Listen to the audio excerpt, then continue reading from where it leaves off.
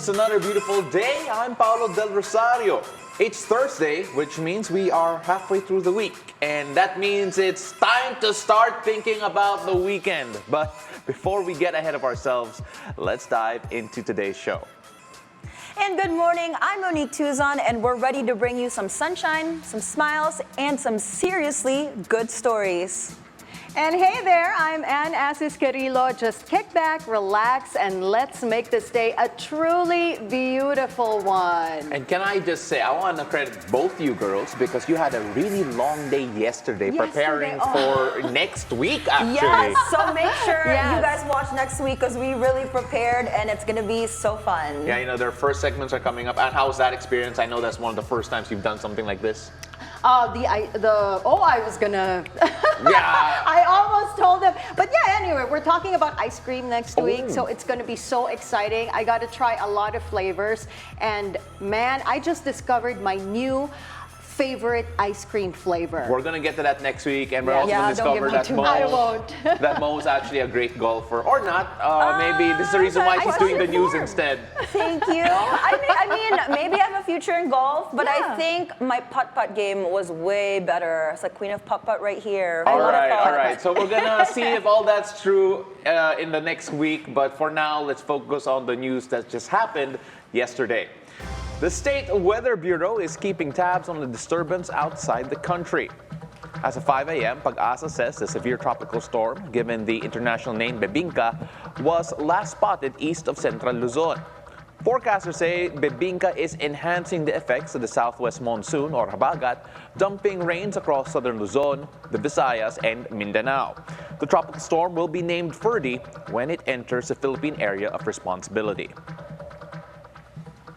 Meanwhile, 2 days after the Philippine Institute of Volcanology and Seismology, or PHIVOLCS, initially issued an alert regarding Canlaon's volcano increased activity, the agency cautions on Wednesday that they might issue a higher alert level as the volcanic tectonic or VT earthquake swarms recorded in Canlaon are alarming. Speaking to BNC's The Agenda, PHIVOLCS Chief Science Research Specialist Maria Antonia Bornas said the average recorded VT earthquakes are set at 5. According to Bornas, when VTs increase, as they did in Canlaon, it could be caused by the cracking of the rock beneath the volcano. PHIVOLCS recorded a total of 337 volcanic earthquakes in Mount Canlaon on Tuesday, while 65 quakes have been detected from 12 a.m. to 12 noon yesterday. The expert explained that cracks under the volcano means the quakes are creating pathways for magma flows to rise to the top of the volcano that could cause a form of magmatic eruption. But despite the recorded unrest, Mount Canlaon remains under alert level 1, which means no eruption is imminent. House Appropriations Committee Chair Representative Zaldico denied the claim of Vice President Sara Duterte that he and Speaker Martin Romualdez are swaying and dictating the allocation of the 2025 national budget. The lawmaker called on the vice president to address questions about her office's use of the 125 million pesos confidential funds in 2022. In a three-part interview released by her office this week, Duterte stated that only Ko and Romualdez have the decision-making power to allocate the budget. But Ko stressed that all members of the Congress have equal power to scrutinize the proposed General Appropriations Act. The lawmaker said there will be an executive committee meeting to discuss whether the House will push for a budget cut for Duterte's office. In the meantime, the Philippine National Police said it has resolved the conflict in the schedule of the arraignments of arrested preacher Apollo Quiboloy and his 4 co-accused. PNP spokesperson Colonel Jean Fajardo on Wednesday said that Quiboloy's group will physically attend the summons at the Pasig Regional Trial Court Branch 159 on Friday for the arraignment of their qualified human trafficking cases. Later in the day, they will attend via video conference the arraignment in the Quezon City RTC Branch 106 for the child and sexual abuse cases. Fajardo added they are already planning for a tighter security during Quiboloy's transfer from the PNP Custodial Center in Camp Crame, Quezon City to the Pasig Court. In other news, the Land Transportation and Franchising and Regulatory Board, or LTFRB, is investigating the robbery and sexual assault perpetrated by a ride-hailing app driver on a Vietnamese national.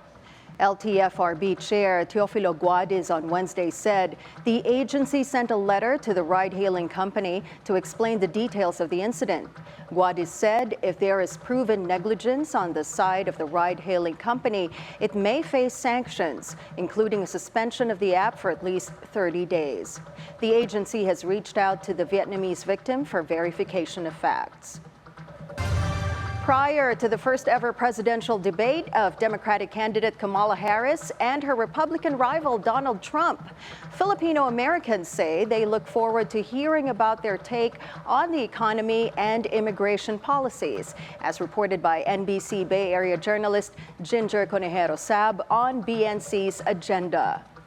Harris went on the defensive in the combative presidential debate with a stream of attacks on Trump's fitness for office, his support of abortion restrictions, and his myriad legal woes. The candidates clashed over immigration, foreign policy, and health care, but the debate was light on specific policy details. The next U.S. president will be elected on November 5. In entertainment, an American online streamer gets a rousing welcome in Manila. iShowSpeed stunned fans when he arrived in the nation's capital on Wednesday, and he immediately streamed his side quest from playing basketball in Tondo, which he lost, by the way, to food tripping in Binondo. The internet sensation also explored Intramuros as well as the Bonifacio Global City in Taguig, but the massive and rowdy crowd forced Speed to end the stream for fear for his safety and the fans' well-being. That 3-hour stream has received over 5 million views and counting on his official YouTube channel. iShowSpeed also says he has gained 100,000 new subscribers on the platform. The online personality also teased a stream with boxing legend Manny Pacquiao today. His Philippine visit is part of his Southeast Asian tour. The Big Bang Theory explodes into another spin-off series and gives us a sneak peek. More characters, looks, and the set are revealed on the photos released on Thursday. The Young Sheldon sequel will not be called Old Sheldon, but instead Georgie and Mandy's first marriage. It will center on Sheldon's older brother Georgie, played by Montana Jordan, and his fiancée Mandy, played by Emily Osment. Mandy and Georgie expands the Cooper family's story as the young couple tries to raise a family of their own. This premieres October 17 on CBS. Have you guys watched the show? Are you guys a fan of Big Bang Theory? I'm not as much of a fan of Big Bang Theory, but I cannot deny the fact that it is all over social media. It's all over the streaming platforms. I know a lot of people who watch and enjoy it for sure. There's actually a particular snippet of one of the episodes from Big Bang Theory where they starred Carrie Fisher and James Earl Jones. Yes, and it was really funny because he just passed, right? Yes. And because they're both in Star Wars, right? Yeah. And in this particular episode, they actually have not met each other before. Oh yeah, because wow. Yes, they have not. So it's amazing. It's like they're seeing each other for the first time, but he's actually her dad. Princess Leia and Darth Vader. Yeah, no, but I mean, like, you know, they are iconic figures, and obviously in entertainment, in terms of sci-fi and all of that. And actually, that leads us perfectly to what we're going to talk about right up next, because we've got something for comic book fans up next. As the iconic Transformers franchise celebrates a milestone with a Filipino twist, we get to meet the artist behind the special cover after the break. You're watching It's a Beautiful Day on BNC, the Billionaire News Channel.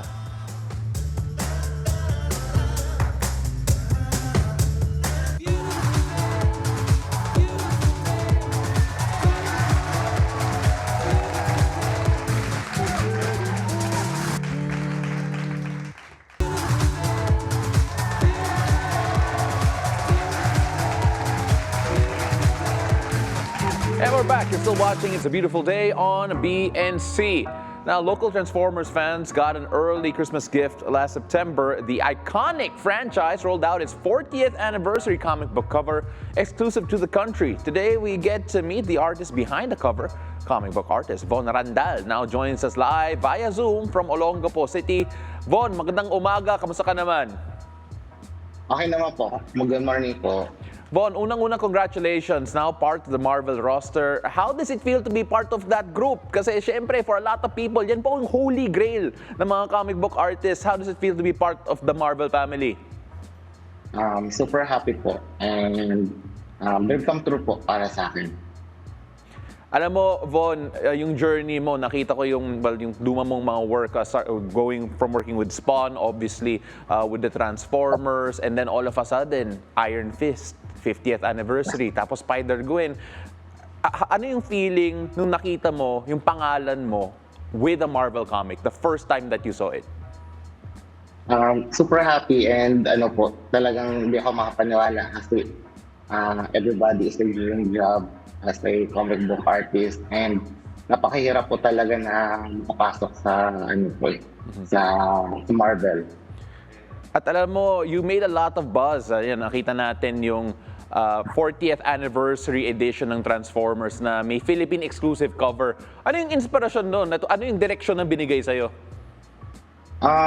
Pinausap po ako ni ni Kuya Sandy ng Comic Odyssey and si Sir Ivan Guerrero. And inano po nila yung nila sa akin, idea po nila. And then, ayun po.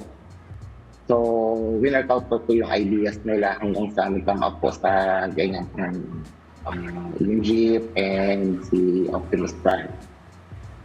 Oh, speaking of Jeep, no, tampok sa cover, Von, yung Autobot na si Hound, which transforms into a jeepney, yung hari ng kalsada dito sa Pilipinas. Now, Von, take us dito sa proseso sa paggawa mo nitong cover na ito. Yun po, kinata po nila ako and then ano po sila ng ideas nila na ito po yung gusto po nila, si Hound is magiging mag-transform po siya as Jeep, and then parang nakikipag-race po siya kay Optimus Prime. And then naisip po na gawaan ng parang little story yung cover. So naglagay po ako ng Starscream sa taas na nakikipaglaban po sa kanila, hinhabol po sila. So yun po, from robot to vehicle po sila nag-transform. So yan po yung nangyari dun sa cover. Alam mo, may story po siya.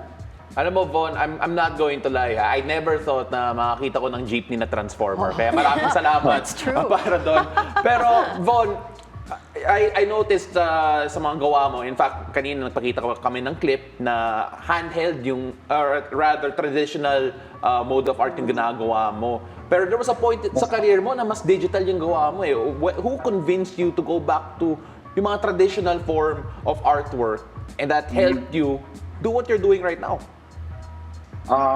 Ang nag-ano po sa akin kasi before, nasa traditional yung magawa ko po. And then, na-introduce po yung digital at para maka-save po ng time. And then, yung mentor ko po na si Harvey Tolibaw, siya po yung nag-ano sa akin na push uli na bubalik po sa pagka-traditional uli. And then, yun po. Doon po ulit nag-start na nag-traditional po ulit ako. Then kapag gumagawa po ako na layout is from digital kasi mas madali po lalo na kung may revisions. And then ililipat ko na lang po siya via traditional. Okay, Von, may challenge kami para sa'yo kasi yung isang co-host namin dito, FILIPINXT. I'm so sorry. May tanong niya dito sobrang English, okay? Kaya natin to. But wait, no. I'm gonna try to ask in Tagalog. I have to practice my Tagalog. Do it. You got this, Mom. Ako yata yung na-nosebleed sa Siya yung Tagalog. nahihirapan. Oh. Okay. You got this. Rate my Tagalog. Okay. Sir Von, nakikita ko na drawing ka talaga, very traditional. Matagal ka ba? Like how... No, let me do it in English now. I'm losing my train of thought. How long does it take you to do a cover? Kasi ang galing ng process mo. I'm just watching on screen. It seems like it's super matagal. Now, it took me 1 day, almost 1 day to do the cover. Just Parang ang bilis na. One day? Mabilis It's ba yun? amazing. Oh my goodness. O matagal. Mabilis ba yun yung 1 day? Is that like non-stop? Yes, it's non-stop. Grabe, hyper-fixation focus. Grabe naman mo, napa-English Yes. tuloy si Von. Thank you naman po. And Von, dito sa cover na ito, no, nung sa Transformers, and also dun sa new Marvel project that you're gonna be binigyan ka ba nila ng freedom to express yung style mo dito sa pag-illustrate for these projects? Yes po. I'm very grateful po sa Marvel kasi hindi po sila nag-strict sa akin, and then talagang nabigay ko po yung artistic way ko, yung mga ideas po dun sa mga characters, sa panels, sa buong comics. So, sobrang grateful po ako sa kanila. Kasi hindi po sila nag-restrict. Von, can you tell us about yung first contact mo with Marvel? Parang feeling mo ba parang prank phone call o email na spam? Pala totoo? Ano yung feeling? I bet, surreal. Oo. Ganito po yung story ko, Cignal. Last year po kasi may ginanap po din na Super Manila.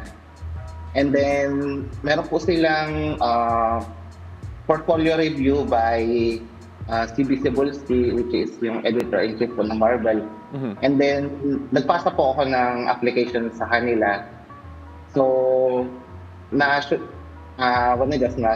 po ako, and then during event, nag-present po ako sa kanya ng mga gawa ko po. And then, few months later, mga ganun po yung inantay ko eh. And then, nakatanggap po ako ng email uli na gagawa po ako ng sample pages to test kung capable po ba ako. And then, ginawa ko po. And then after weeks po ata, I guess, naka-receive na po ako ng call, ng email na I got the gig.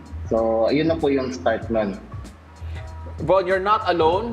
If I'm not mistaken, tatlo kayo na-reveal ng Marvel. What does that say about yung talent ng mga Philippine artists? Because I'm assuming right now, syempre sa community ninyo, that very widely celebrated yung pag-hire sa inyo. Okay. Super happy na ako kasi celebrate. Kasi natanggap po kami ng Marvel. Kasi sobrang hirap po talaga makapasok sa Marvel. Dahil talagang top po kasi yun eh. Yun po. Mahirap po talaga siya makapasok. Sir Von, okay, I'm gonna try to speak Tagalog again, okay? Practice lang. Pinag-practice si Sir Von. What can we expect, mix pala, what can we expect from you from the future? Kasi nakita ko kanina, meron kang transformer na jeepney. So parang, I have this idea, maganda that may tricycle tayo na Decepticon. Parang maganda yun. Kayang-kaya Can we see that in the future po? Ideas lang. Maybe in the future po. Maybe in the future. Iko-consider Magkaroon po ko yan. ng yes po. Tricycle na Decepticon. Basta tricycle, hindi pwede ata pedicab. Pero, Von, message to mga supporters mo because obviously there has been an increase of interest sa gawa mo, sa trabaho mo, and of course sa journey mo. What can you tell them, especially mga aspiring artists, to be able to reach for the dream, shoot for the stars, work from independent to that big label, that big work that they want to do in the future?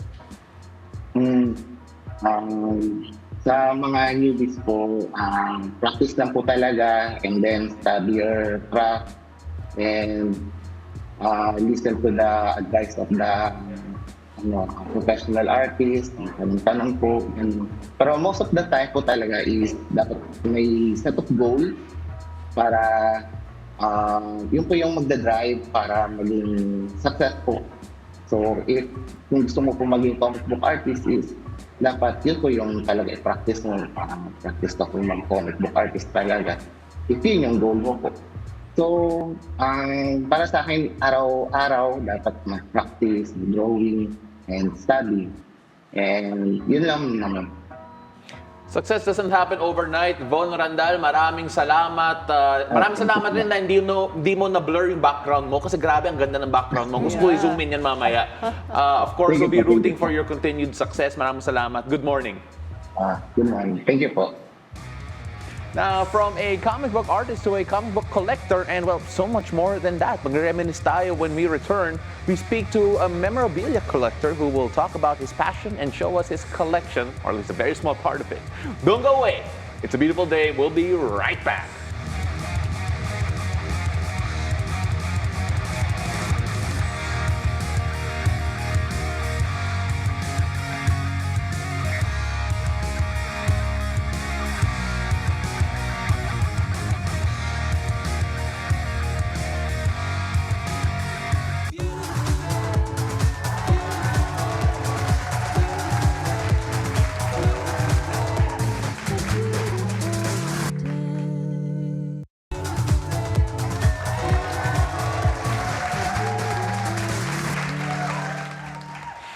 Welcome back. I made it through my first Tagalog interview.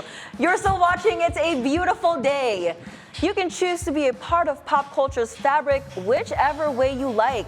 For David Vicente, he chooses to collect vintage items and memorabilia. This morning, a curious soul and a self-proclaimed nostalgia collector gives us a quick detour through his personal time machine. Welcome to the show, David, and oh my goodness, I'm just looking at your collection. This is amazing. I definitely was brought back in time, especially I'm looking at some of your Betamax. tape. Yeah, and then the sharpener with talawang na Yeah. o Tagalog. My And we Lola were- had a sharpener like And that. we were just scratching the surface. Yeah, and I'm curious, when did this all start? When did you decide to just start collecting items? Like that one, that was 1978. So I was 3 years old then. Whoa. I wasn't collecting. It's just that I need to, my mom wants me to go to the market. So she bribes me with matchboxes. And you kept them. For 10 pesos only before. Oh, wow. I remember before when we were younger, during my time when there was no digital anything, people used to get the matchboxes and put spiders, gagambas, right? Gagamba. Gagambas. Oh, nagtatagalog na ako today. Gagambas, right? And they make them fight. We do that when we were kids. Yeah. So, well, it's not really collecting, but we're just keeping it. Right, right. It's interesting kasi the state of these things, gamit na gamit eh. May ibang Yeah. collector kasi na gusto nila na mint condition. Untouched. Kaya, Yes, but then, yes. everything pre-loved. Yeah. Everything feels pre-loved. Ba't ganyan yung approach mo? Instead of the others when they want things na sobrang pristine, they keep it in boxes. I'm really enjoying your basketball cards. Tignan to, si Jabo. Okay, si Jabo, back in the day, Añejo, rampa yung team niya dito. I mean, you take a look at all of that. Why not keep it in mint condition instead of Or what we're maybe seeing restoring right it. now? Oh, or restoring it. Yeah, like yeah. for example, this one, I colored it red because we had a red whiteboard marker, so I tried to color it red. This one is When you were young. when I was young. Yeah. Okay. And they were all, because they're well played. Yeah. Yes, I don't yes. need to restore them because all the scratches are all part of my being a kid. Right, Your all childhood your memories. memories. And actually, what I bought right now are not the toys or the things that I bought from some shops or someone else, but these are all part of my life. Naging passion mo to eh. It's not, Yeah. you've crossed the line, and it's a very fine line from hoarding to actually collecting. Yes. Oh, yeah, actually, it's the same. Oh, it's the same. Kanina tinanong ako ni Kelsey, anong prefer mo na tawag sa'yo? Hoarder. Hoarder. A hoarder of memories. Oh my goodness. A hoarder Because of memories. these memories, we have beautiful memories when we were growing up. That's why, to remember most of your memories, having some tangible things can like bring you back better. Yeah, no, I Yes. actually agree with that because when I got rid of a lot of my toys and stuff growing up, I regret it. Like, I wish I still had my Barbies. Yeah. And actually, stuff from before, the quality is way better Yeah. than the stuff now. Yeah, I was telling my sister a while ago, the matchboxes in the 70s, they have shock absorbers. No, Seryoso? no way. Ang social naman. Seryoso Look, ba? it bounces. ano? The Lalagay natin new, dito. The new ones are not like that at all. yeah, wala silang shock absorbers. Oo nga, naalala ko yung mga cars ko na ganyan when I was a kid. They bounce. Wala. Ngayon, Me and no Monique more. didn't have these eh. And maybe I'm so sorry, I'm Hindi revealing yung my car, age. yung Let me check if what date Pero may this mga is. ganyan ako. Oh, this is not a Matchbox. This is Tomica. 1978. That's the one you pulled back in and 1978. out, right? Kaedad nung bunso Parang namin. Okay, kala ko sa edad ng floor director namin eh. Pwede rin. Pero, sorry, I'm taking a look at this. You take a look at each memory. Do you have a distinct memory attached to every single item Actually, you have? every single one. Oo. We have like, do you have like 3 hours? No, we have, For the show? we have maybe 3 minutes. Can you Kaya share hindi us pa. one? Among your collection. Ano like yung this one. pinaka-memorable? Oh, and Like this one. favorite one. Iniyakan ko ito. This is a Knight Rider burning keycar collection. Binili ko siya. That's why my family is with me. Babalik kami sa COD. Sa COD ko to binili. If you still remember Yes, COD, COD, of the course. department store Yes, right here at yes. Cubao. Ito. This one, my Viewmaster I Super had that Friends. when I was a kid. Is that the one you put up to the Yeah, right? I'll and let you see it. Yes. Super Friends collection. It's a gift from my lolo, from my grandpa when in 1981. I was grade 1 then. Has anyone offered to buy some of your Yes, memories? actually, the cards Yeah, that you're I was holding. going to say, ito si Cap Alvin Patrimonio na nakuha mo through hot dogs. Yeah, You buy yung hot isa. dogs, Pure Foods, right? So, like, when someone comes out to offer you money for your memories, how do you approach to that? And do you actually sell? Well, ilang words yun? 3 words. Not for sale. I just say, well, that's why I created my page, so that we can just share it with pictures and stuff. I can just share. But somebody they were asking me to, is this for sale? Are you considering selling it? Well, yeah, politely, No. I can. Because these are not just things like toys, Yeah, but this is right. part of my, ang dami pang nawala. Yeah. Especially the palengke toys that they call now. There's one basket that we left when we transferred from the other home. So, yeah. I mean, it's incredible just looking at everything here. Is there when you look at all of the things here, how do you use this to educate the younger people in your life about the past? How what are they most surprised with siguro? You know what? Parang hindi nga nila alam kung ano yan eh. Oo. Yeah. Ito nga eh, Yeah. yung pager, yung beeper. That was her iPhone before. Kanina, I was talking to our makeup artist. I told you this, David, kanina, right? That I showed them a picture of the Betamax and I said, do you know what the Betamax is? So, and then they were thinking, ano po yun, Yung ma'am? iyaw-iyaw.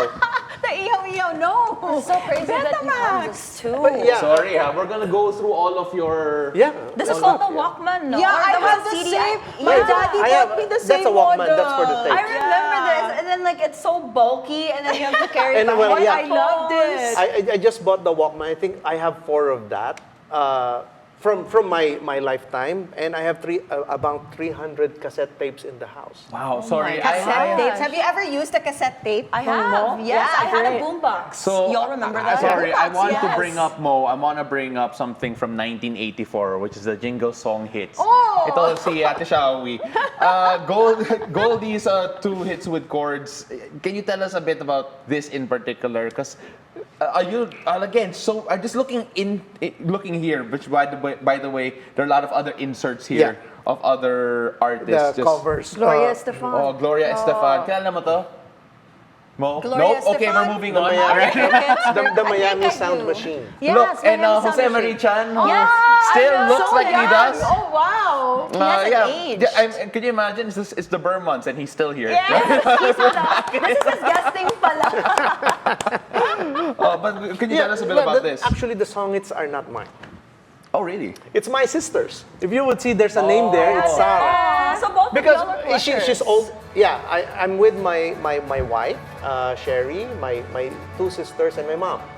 But we actually, they have their own collection as well. Amazing. So another guesting actually. I would Yeah, love to yeah. see y'all's house. Yeah, you Actually, I Yes. bet it's a museum. I was thinking of that, but Yeah. well, ma-appreciate mo pa siguro yung sa sister ko kasi they have the Hello Kitties and the Polly Pockets in the 80s and something like that. Sorry, I also want to bring up si Francis M. And this one, Yeah. kilala mo yung isa? Yeah, si Padin. Tama ba ako? Ayan. Wait, tama Sige. ba? Yeah. Janitor Nais.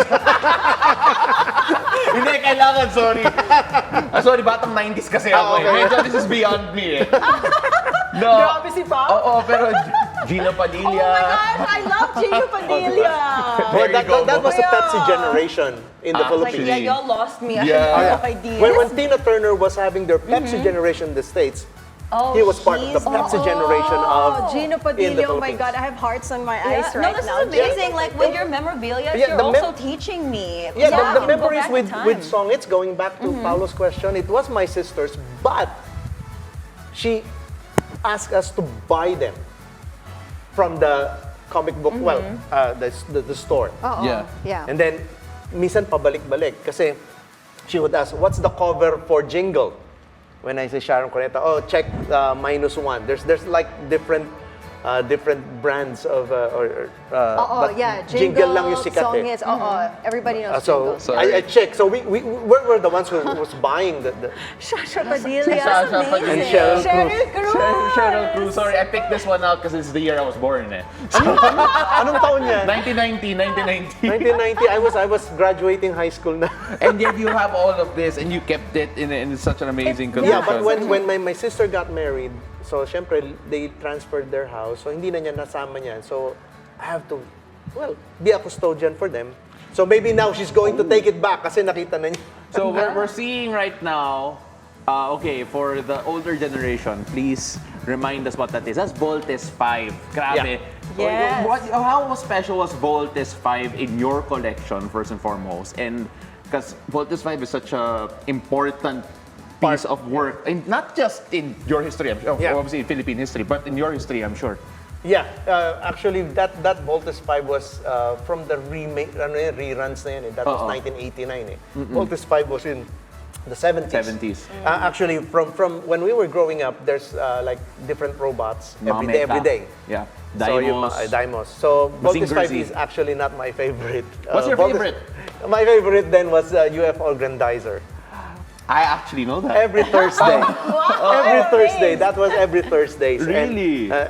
Voltes 5 would be my third one. UFO Grandizer, Mazinger Z, Mazinger Z. and then Voltes 5. Let's But show. Voltes 5, I think maybe it's the emotional thing within the story that made it more Filipino. Right. Yeah, right, my family enjoyed Daimos kasi my dad's name's Richard. So that's He the was reason. named? Yeah, no, not named because of it, pero he's like, oh, I can relate. And then his brother's name's Edward. Oh no! So Daimos talaga yung approach nila. But let's go to someone. He-Man! Let's go to someone more relatable to the Yes. younger generation. Yeah. Kasi yung He-Man, buhay pa rin ngayon. They bought it back on Netflix. Yes, yes. The Masters of the Universe. Yeah. But this one, I have a story because Parang may suspension din to hindi, may spring action kasi siya. Kunyari kasi magpa-punch siya ganyan. That's so Pero the knees are very weak na. Matanda na kasi kaya mahina na yung ganito eh. pag old age. So yan, ganito. Bago sasabihin ko, I'll tell the date where I got this He-Man, then you think, where were you during sige, the time? go. I have a Yes. feeling Sige, that I go. wouldn't even be here. Okay, this is for you. 1980 Oh my gosh, called out. 1984. No shame. 1984, wala pa ako. 1984. Wala pa kami ni Elementary. Yeah, I was grade 3 then. Oo, ako maybe grade 1. Oh my God! And then, my dad sabi niya, overtime ako. So, I was waiting for him. Kasi bibili niya sa akin. Natulog na ako. When I woke up, it's like Christmas Day. He-Man was beside me. He was beside me. Oh no! That's so nice. Well, the first thing that I thought, pwede bang wag pumasok sa school? Just to So you can play with it. it. Yes, yes, And the good thing was, hindi kami na baha, hindi kami nasunugan. So all your memories were always kept Yes. intact. That He-Man that I was telling you, that story, this was that He-Man. Wow. And my dad wasn't here anymore, but everything, the memories, even the Game & Watch, he asked his boss to buy it in Singapore in 1983. So that's why it's not working anymore, this one. But now they're remaking some of the Game & Watch games. Actually, yes. Oo. now. Yeah. Yeah. But this one is very special to the family because we played, every member of the family played with it. Popeye. I had the That's so exact sweet. same thing when I was a kid. You know what? You know, David, Yes, ma'am. thank you so much for sharing your memories you. with us Thank this you. morning. Thank you so much. Can you tell us where they can, check out your photos? Dapat magtayo ka na ng museum eh. Yes, we would love to come to your Yeah. house actually next time. I would Please love to see your do. Like a collection. mini museum, and the diba, Polly and show buckets. these We have treasures. good coffee in the house. Ah, nice. My wife Perfect. makes good But you coffee. have Facebook, yes? Sorry, Yes. David, can you invite everyone Yeah, to... I have a Facebook page. It's called Basurahan ni David. So basurahan to many, but for me, they're treasure. It's a treasure trove for sure. David, maraming salamat. Really Thank appreciate you. you. Even we went down memory lane Yeah. and discovered Yes, that yes. Mo has a lot to discover about 80s Yes, Filipino I am learning nostalgia. so much in this show about Filipino culture, which Yeah. thank you. And ako naman, ni-reveal mo age ko. Thank No, you. that was you. I didn't say grade 1 Yeah, ka. she called herself out. So get ready to see, guys, get ready to see the vibrant intersection of Filipino tradition and fashion. Because up next, we take a look into FILIPINXT second fashion event where rich cultural heritage meets cutting-edge style. So don't go away. It's a beautiful day. We'll be right back.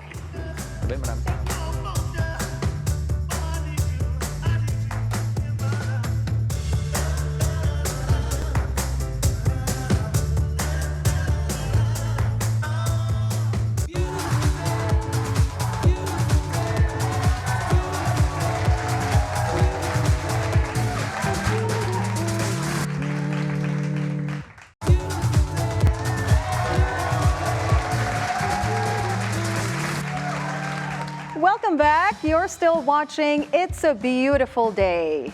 FILIPINXT held its second fashion event with a blend of traditional elegance and contemporary flair.